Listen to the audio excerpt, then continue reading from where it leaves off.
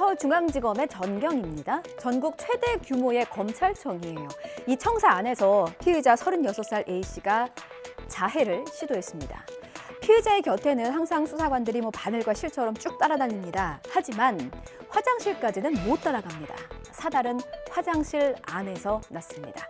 피의자는 현재 위중한 상태라는데요. 자, 문제는요. 피의자가 흉기를 어떻게 소지했느냐. 바로 이 부분입니다. 김다연 기자가 짚어봤습니다. 신고가 접수된 건 낮 1시 반쯤. 36살 A씨는 목 주변에 피를 흘리는 상태로 병원에 옮겨졌고 현재 위중한 상태인 거로 알려졌습니다. 사기 혐의로 구속영장이 청구된 A씨는 법원에서 열릴 예정인 구속 전 피의자 신문 절차를 기다리던 중이었습니다. 문제는 A씨가 자해에 사용한 문구용 흉기를 어떻게 지니고 있었는지입니다. 법무부령인 인권보호수사규칙을 보면 검찰은 피의자를 체포하거나 구속하는 경우 자해하거나 타인을 해칠 수 있는 위험한 물건을 갖고 있는지 확인해야 합니다. 검찰, 그것도 전국 최대 검찰청에 피의자 관리 소홀이 도마 위에 오른 건데 검찰은 사건 경위 파악이 우선이란 입장입니다. 15개월 된 딸의 시신을 무려 3년 동안이나 김치통에 숨긴 친엄마의 모습입니다. 이미 구속된 상태인데요. 경찰이 추가로 아동학대치사 혐의를 적용하기로 했습니다. 앞서 사건을 넘겨받은 검찰은 구속영장을 청구할 때 아동학대치사 혐의를 제외했습니다. 시신의 부패가 상당해서 사망의 원인을 알 수 없다. 따라서 학대와 사망과의 인과관계를 입증할 수 없다는 이유였습니다. 하지만 경찰은 추가 조사를 통해서 아동이 숨지기 일주일 전부터 고열에 시달렸다는 피의자의 진술을 확보했습니다. 열이 펄펄 끓는데도 병원에 데려가거나 약을 먹인 흔적이 전혀 없다는 점을 근거로 아동학대치사 혐의도 적용하기로 한 거죠. 자, 경찰은 친엄마인 34살 A씨와 전 남편인 29살 B씨를 오늘 검찰에 넘기기로 했습니다. 이들 부부는 15개월 된 딸이 숨지자 시신을 김치통에 숨겨두고 양육수당을 받아 챙긴 혐의를 받습니다.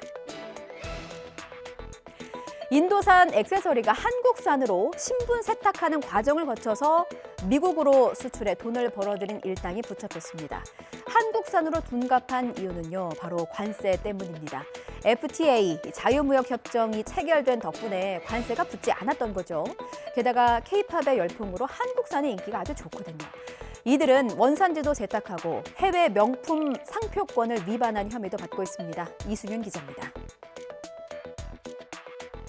인도인 무역업자 38살 A씨와 한국인 공무원 2명은 지난 2019년 11월 국내 법인을 설립해 이런 가짜를 만든 겁니다. 2020년과 지난해 인도산 금 액세서리 9만 4천여 점, 시가 267억 원어치를 수입한 뒤 원산지 표시만 갈아붙이는 이른바 라벨 가리를 한 뒤 미국에 수출했습니다.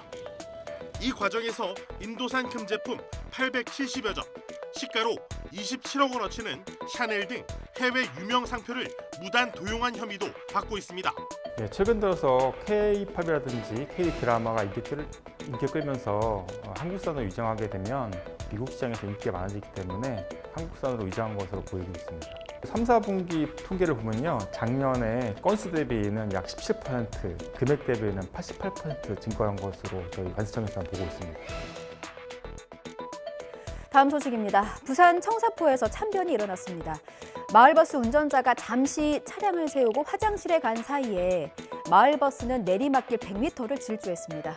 이 때문에 어민 한 명이 목숨을 잃었습니다. 김종우 기자입니다. 차가 한 5개인데 일로 도망갔으니까 보면은 세컨차고 가보니까 사람이 누워있더라고. CCTV에는 운전자가 없는 마을버스가 빠른 속도로 내리막을 달리는 장면이 포착됐습니다. 몇 분 뒤 같은 길을 따라 마을버스 운전자가 뛰어갑니다. 버스는 운전자가 내리고 16초 뒤 서서히 출발해 속도가 올라가 30초 만에 어민을 덮쳤습니다. 사이드하고 기어 상태 이런 걸 좀 봐야겠지만, 그러니까 최소한 어느 정도 조치는 했지만 위협하지 않았을 것 같아요. 운전자는 정상적으로 정차했는데 차량이 미끄러져 내려갔다고 주장한 거로 알려졌습니다.